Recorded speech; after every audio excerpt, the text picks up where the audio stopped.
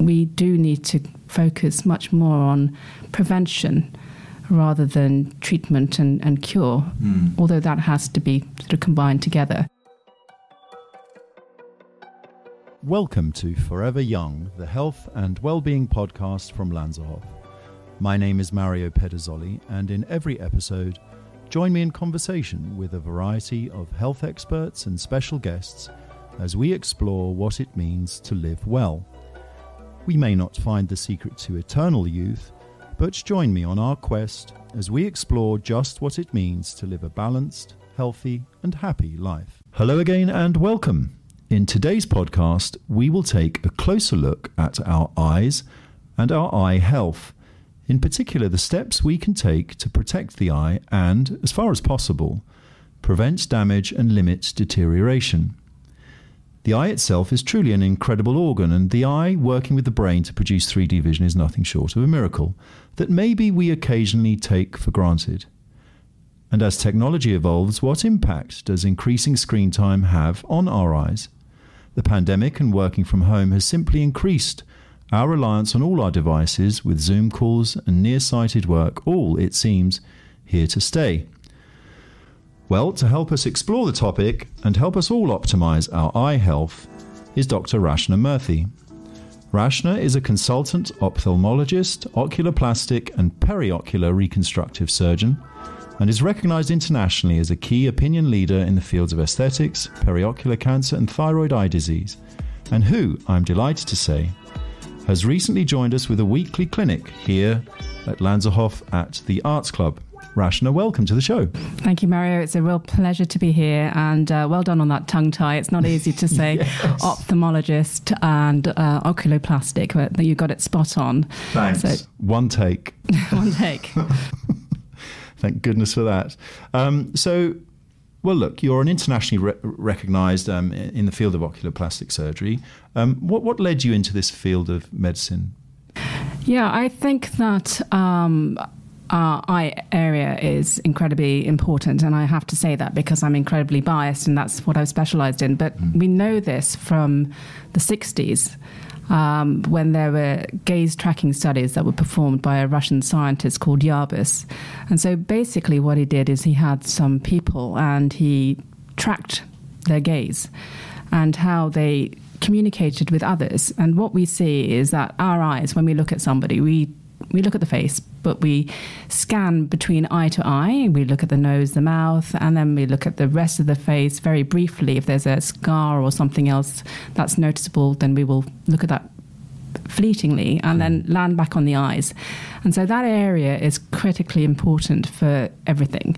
It's important for communication. It's important for being able to express emotions. It's important to see. So whatever we do with our eyes is hugely important because we may lose that ability to communicate. We may change our expressed emotion. So even though we are feeling happy, we can look sad to others. And that is something that is not a problem with any other part of the body. Well, sometimes the mouth can look a bit sad, but generally the eye is the area that we all focus on when we communicate. And so I became fascinated with eyes very early on. When I was in school, I was very interested in art, also interested in science. There's this dilemma, and what am I going to do? Science, art, science, art. Science prevailed, but I did a lot of drawing and studying of the eye area to the point that actually I prepared the school final year magazine cover, which was an eye. And that led to really why I went into ophthalmics. I was very interested in the medical side of it, but also using my hands as a skill, as a tool to be able to do the surgery. And with eye care, we have medical interventions, we have surgical interventions, we have prevention, and it's very much a holistic approach when we are looking after eyes, and that's something that fits in really well with the ethos here at the Lanserhof. Yes. And it was serendipity that we came across the Lanserhof and the concept and well-being. That's I think for well-being, the eyes are critical. Yes, and certainly that is the case. You're very aligned with what we do here at Lanserhof at the Arts Club. You mentioned eye contact and the importance of interpretation, and I suppose the eyes generally tell a story. And during the pandemic, with masks having to be worn, that's maybe only been heightened, hasn't it? Absolutely. I mean, eye contact has always been there, but that is the area that we have all been focused on for several reasons. And I mean, we're also more focused on it in terms of the changes that have happened and impacted on our eyes in the last couple of years. And certainly in the pandemic time, we've all been very much working at home, using devices and increasing strain around the eyes. For the first time, women and men have been looking back at their faces when they probably hadn't before, out of vanity, hadn't looked at their faces before. But we've had to stare at our faces, and we've had to stare at our eyes, and we've had to use the computers, screens, and all this technology all the time. And so that's impacted on the eye area significantly in terms of aging and in terms of some of the changes that people are aware of in terms of dry eye disease and lots of other issues with the eyes. And that's where the holistic approach comes into eye care. And with the Lanserhof, the concept of wellness starts with prevention. And it's a bit of a cliche that the eyes are the windows to the soul, and they do tell a story. But it's also, we have the ability to look at the inside workings of the body by looking at someone's eyes, by examining someone's eyes. We can see the blood vessels inside the body. We can see if there are any changes in the blood vessels that might be happening due to certain diseases. We can pick up health issues very, very early on by screening. And I think we do need to focus much more on prevention rather than treatment and cure, although that has to be sort of combined together. And joining the Lanserhof group here, we work as a multidisciplinary team. The focus is all about wellness and prevention. And by not just focusing on the eye area, so most surgeons will have a hammer. That's a metaphor. So I don't have a hammer. But the area that they operate on is like a nail for them. So if you have just a hammer, you will treat everything as a nail and you'll hammer it in. But if the wall that you're hammering this painting into is cracked, then the painting's not going to stay up. And that basically what I mean by that is that you have to approach a person, you have to approach someone's eyes by looking at the whole body. Yes. And similarly, the eyes can tell the story about what's going on in the whole body. Yes. And working in the team here, we can help with picking up heart disease, diabetes, cancers, lots of things that we wouldn't know about until much later on, unless you had body scans or other things, which we do have the ability to do as well here. Yes. So when we can pick up early signs of disease, then that can also then be actioned, and we can organise imaging and treatment. And that is medical treatment as well as psychological support. A lot of the things that we will perhaps talk about in a moment is the aesthetic impact of the eye area and how functional changes cross over with aesthetics because of the expressed emotion changes that can happen when the aesthetic changes. Well, let's certainly have a look at that, but absolutely the case that we take a whole body approach to someone's well-being here, and that's why this has dovetailed so very well. But how does the eye area, in fact, impact people's self-esteem and their sense of well-being? What are sort of typical cases that you see? Yes, so a lot of the functional work that I specialise in particular, is relating to eye disease that is due to other systemic conditions. So skin cancer, for instance, or an autoimmune disease called Graves' disease, which is an overactive thyroid, that can cause patients to have bulgy eyes. It's not an uncommon condition. So about 30% of the population will have Graves' disease. About 5% of the Graves' disease patients can develop thyroid-related eye disease, and people are still going blind with this condition. But interestingly, and I led the service in the UK regionally in the Cambridge area for the last sort of 13 years, and have presented internationally on this. The main thing that impacts my patients, and the vast majority of people who suffer from this, are those that are at the peak of their career, who are theoretically very fit and healthy, but perhaps under sort of a lot of stress with their work. The main thing that they are bothered about is the impact on the aesthetics of the eye area. So not the fact that they may well be getting a little bit of red eye or double vision, or maybe losing their vision, but the fact that their eyes are bulgy. They can't then go out of the house. They don't feel comfortable to have photographs taken. It impacts on their relationships, impacts on their work, their career. It has a huge impact on the quality of life. And so very much functional change in the eye area can affect the aesthetic, and that can affect quality of life. And so when we approach a patient with skin cancers, for instance, yes, it's a functional condition, and we want to get rid of the cancer. But I'm operating on someone's face, and I'm operating on the most critical part of someone's face. And if I leave my signature as a scar on their face, one, they're not going to thank me, but that is the thing that everybody else is going to focus on when they look at that person's face.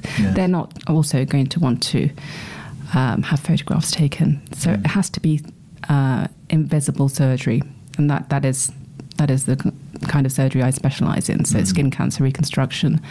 And it has to be aesthetic. So a functional treatment has to also be aesthetic.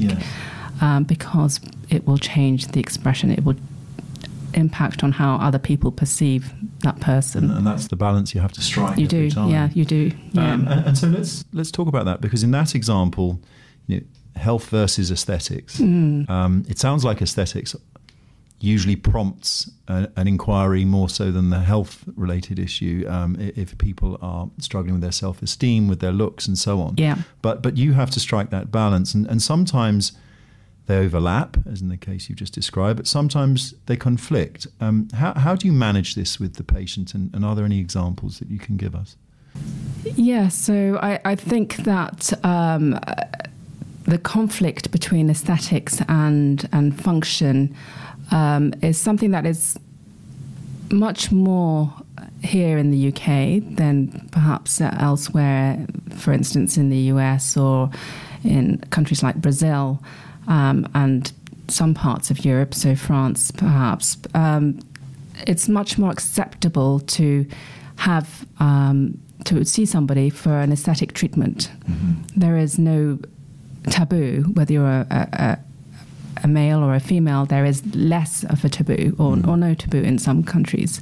Here in the UK, it's very much thought of that an aesthetic treatment is something that is only for people who are actors, actresses, or it's not something that's as acceptable. And people aren't as open with having any aesthetic work done. Do you think that's changing? Absolutely, I think it's changing. I think that the social media and a lot of the literature that's coming out is making it much more acceptable for people to talk about what they've had done. I mean, there's been recent articles in newspapers, for instance, where Mark Jacobs has talked about the plastic surgery he's had. High-profile doctors have talked about the work that they've had, and it's becoming much more acceptable to talk about it, first of all, but also people are recognizing the impact on quality of life with the aesthetic changes. And so it's less of a aesthetic treatment that people are having done, and it's becoming more of the realms of medical treatment. I'm going to bring in something here which is called neuromodulation. So neuromodulation is things like toxins, Botox, for instance. That is something that is still a big taboo in terms of having treatments done. But actually, neuromodulation first came out of ophthalmology.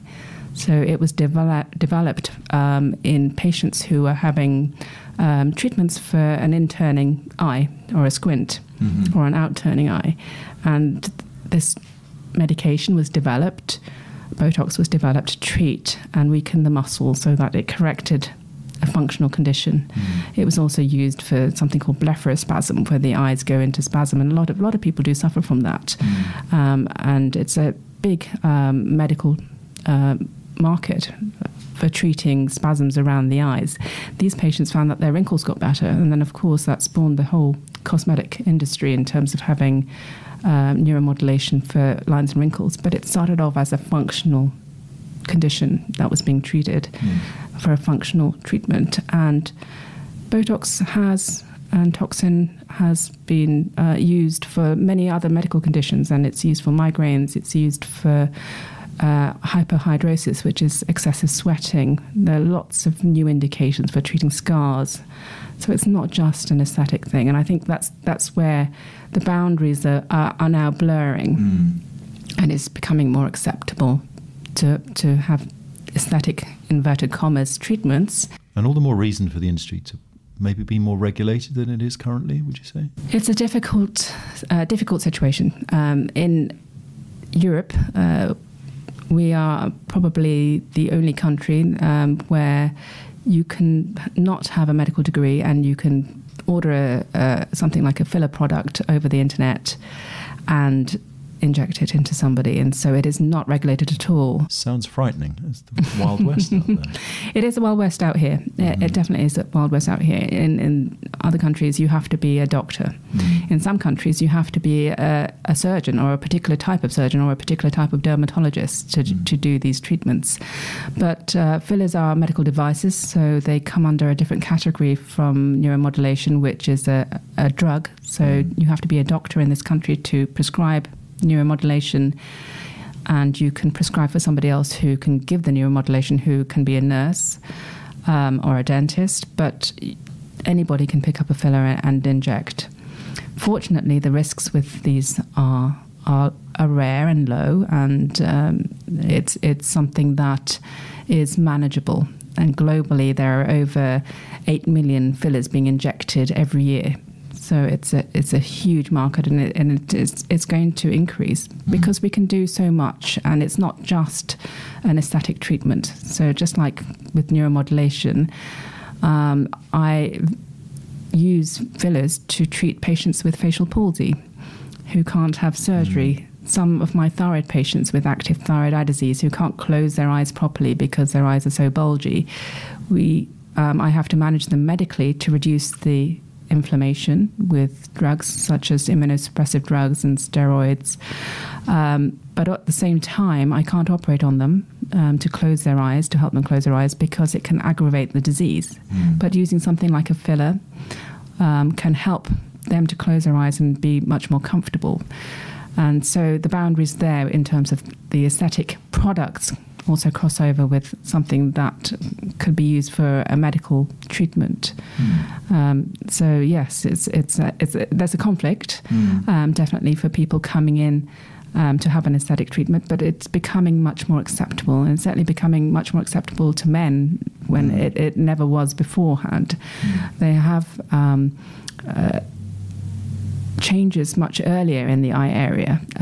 So you, unfortunately, will have a lowering of your brows much more early than I will, because females naturally have eyebrows that start off above their brow socket bone, or eye socket bone, and so that's called the orbit.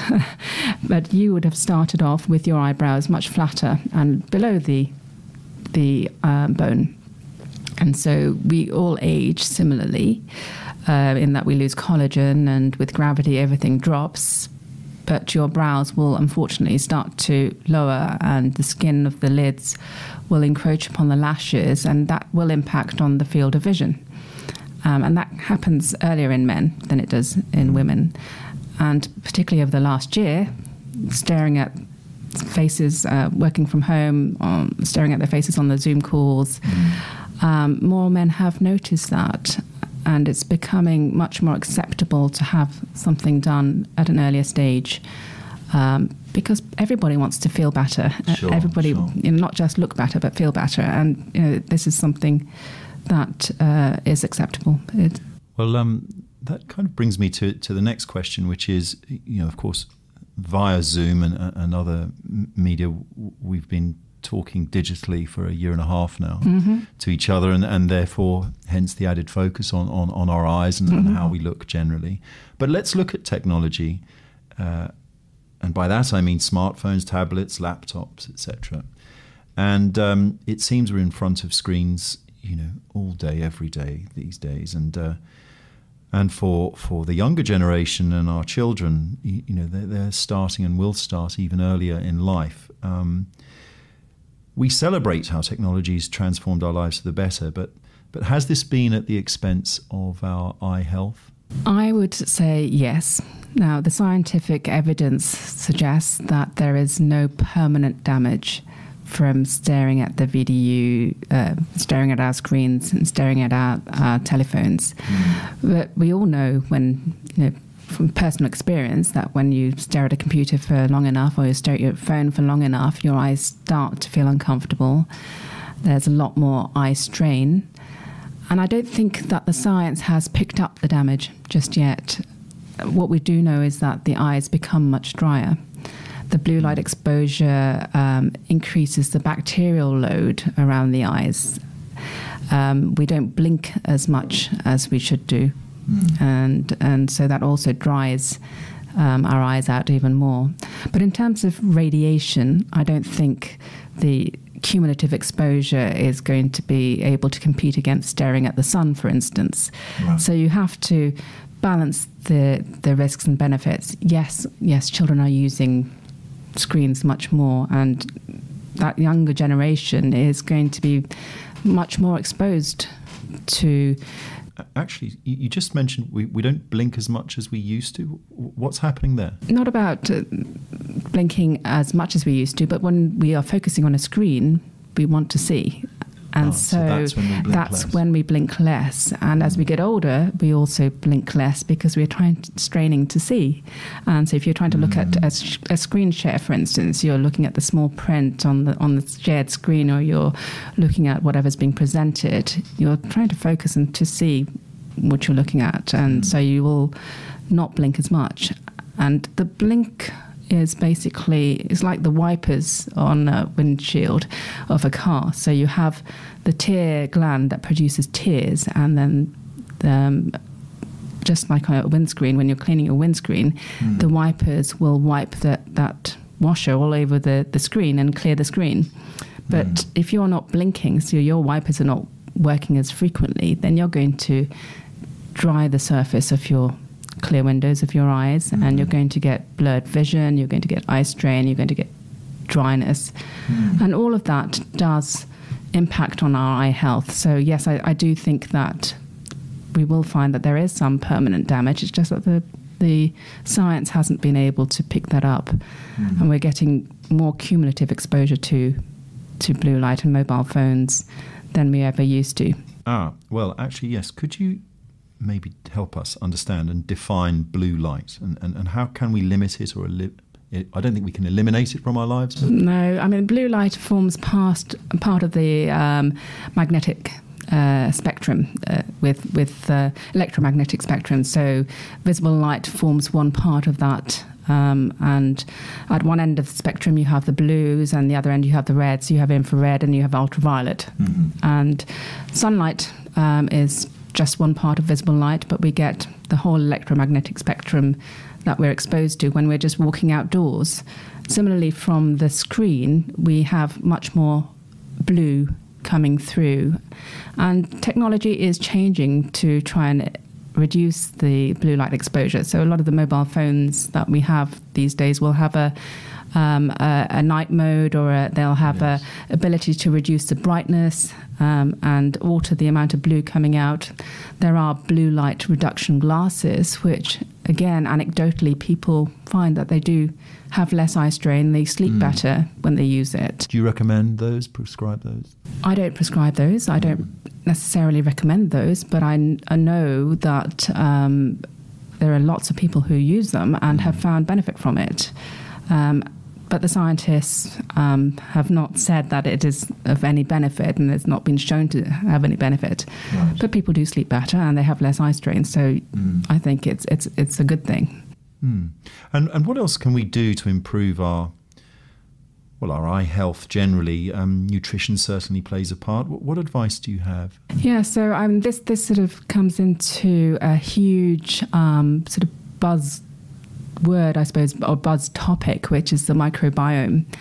The microbiome is basically the organisms that we all carry. So we have like a world that is our skin, our gut, and they're little countries within our body, which are populated by lots of colonies of microorganisms. That could be bacteria and viruses. Now, this sounds awful because it's, am I saying we're carrying lots of bugs? But, we are carrying lots of good bugs. And those good bugs are protecting us. They're protecting our barriers. So our gut is one major barrier for nasty bugs coming through. Our skin is another major barrier for bugs coming through. Our eye surface is a barrier. Our mouth, our nose, they're all inlets, entry points for nasty things. But we have healthy colonies of bacteria and viruses that sit on all those barriers. And one of the things that we can do to improve our eye health in particular is to look after the microbiome around our eyelids, our skin. And to that end, I have worked with a company called Clinical Health Technologies that is an award-winning company. They manufacture something called hypochlorous acid, and I'll tell you about that. Because hypochlorous acid is something that has been known about for over 100 years, even before iodine and chlorhexidine came into use in terms of antiseptic treatments. It's actually what our white blood cells, which are the blood cells in our bloodstream, produce to destroy invading organisms. So when that barrier function is broken down and bugs get into our body, our white blood cells are recruited to produce this hypochlorous acid, which they release and destroys the bacteria. And we've harnessed that science, the company that makes hypochlorous acid, to a very pure level. There's no alcohol in it.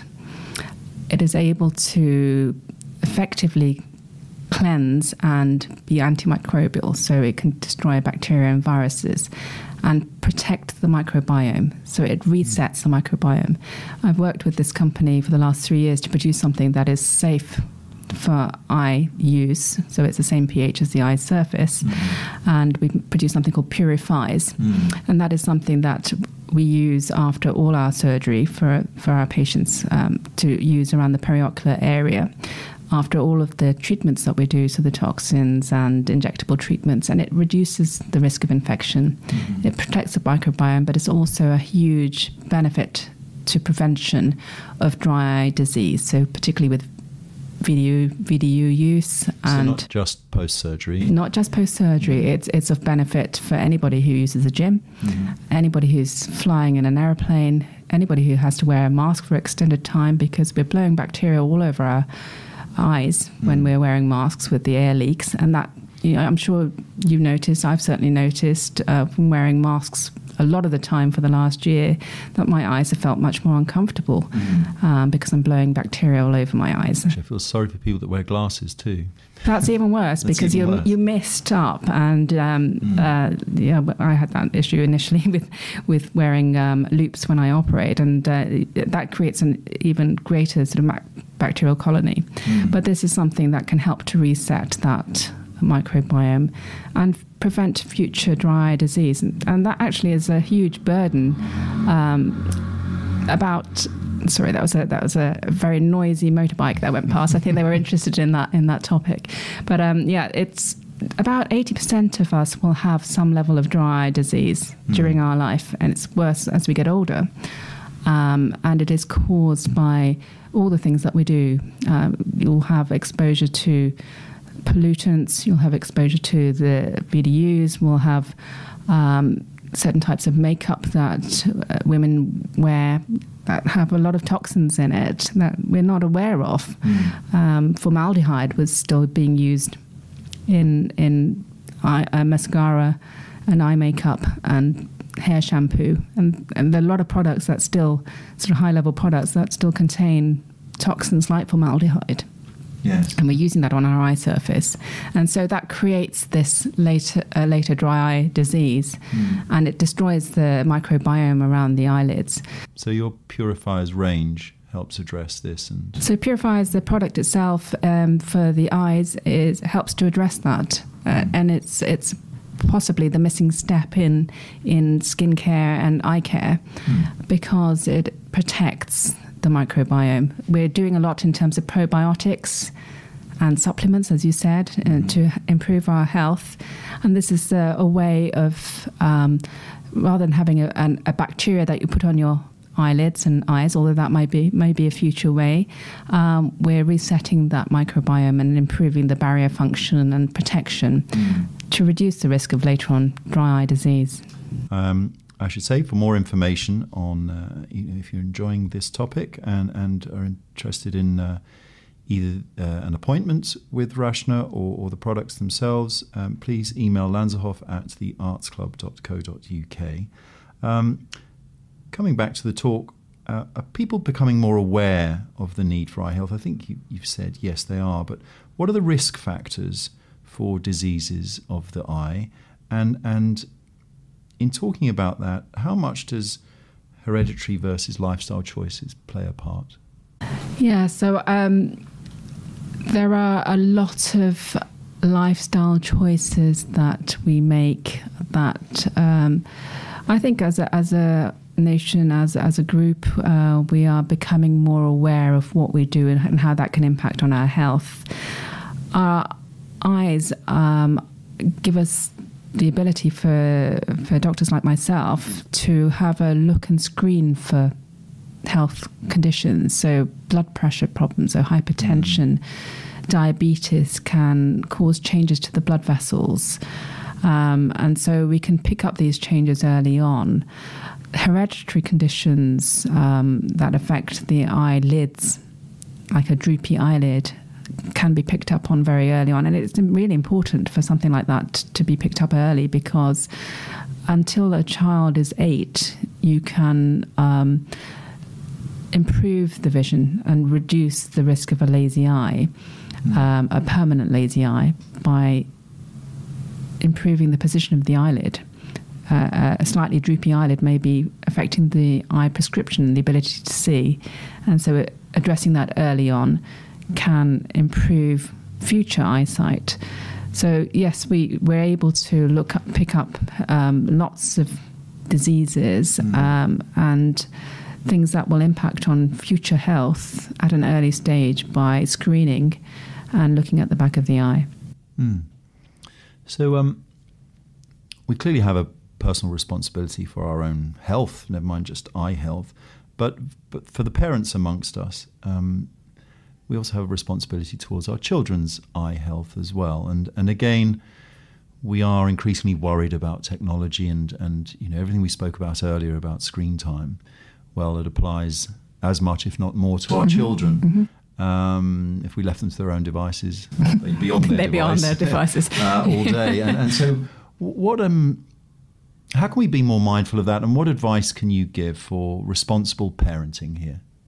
Good question. So as a trying to be responsible parent myself, you have to balance the risks and the benefits. I think there are great things to be said about technology. And this generation of children are much more comfortable using technology. Some gaming devices improve hand-eye coordination. They always used to say that as an eye surgeon, if you'd spent your youth playing computer games with a joystick, that improved your hand-eye coordination. Fortunately for me, I actually spent a lot of time playing computer games with a joystick, so my hand-eye coordination is not too bad.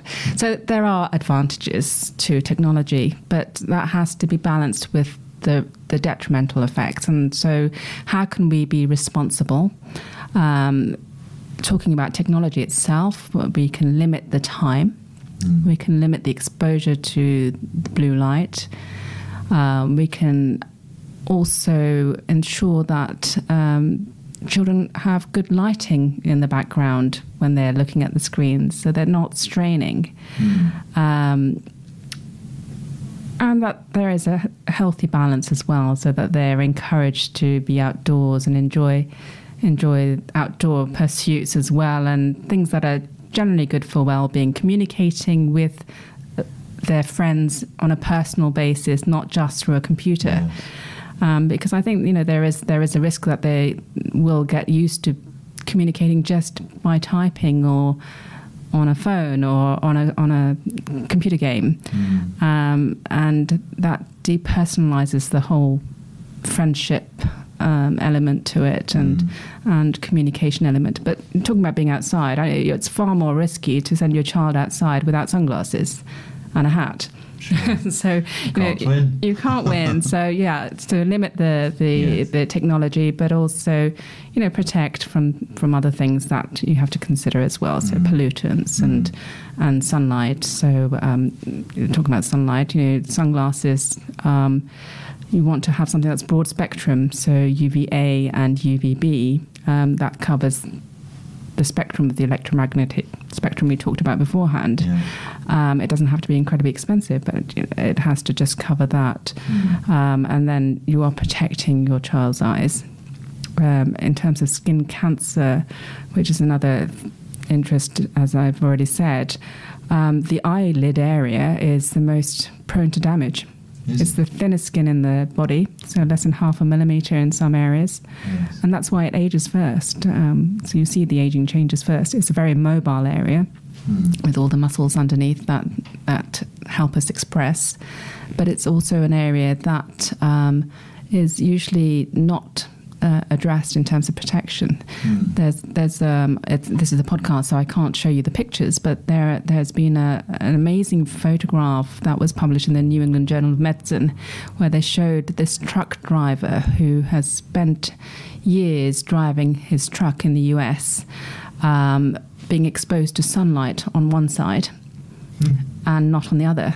And one side is covered in lines and wrinkles and with an aged sort of eye area and all the other things that can happen in terms of eye and sunlight. So growths on the eye surface, cataracts, damage to the back of the eye, with macular degeneration, with the macula being the area of the eye in the retina that focuses when we look at something and read something. The other side was much more youthful, with very few lines and wrinkles, and a much more healthy side. So the sunlight is probably far worse an enemy in terms of sun aging and cancer and skin aging and cancer than VDUs. I'm trying to imagine what he must look like. I'll show you the picture. Yes, fascinating and frightening. But you can look it up if you Google it. Yeah, it's the New England Journal of Medicine, and truck driver with sun aging. So. And let's talk about the positive aspects of technology and with medical advances today. What does the future look like for eye health, for both prevention and cure? So in ophthalmology, we use a lot of technology. We are able to objectively, in the Lanserhof, we're able to objectively record our eye health. We're able to take photographs in 3D imaging of the facial structures and the eyelid area. We're able to image the back of the eye. Yes, I've been a victim of that. No, it was I think quite a good experience for you. I think so, it's not always a good experience to see your photograph, let alone see your photograph in 3 dimension. But it's a good thing to do because you see what other people see. Which is a positive thing. It should be taken as a positive thing rather than a negative thing. But technology allows us to look at the thickness of the back of the eye, the thickness of the front of the eye, to see whether there are changes due to damage from something called glaucoma, which is something we also check for and screen for here.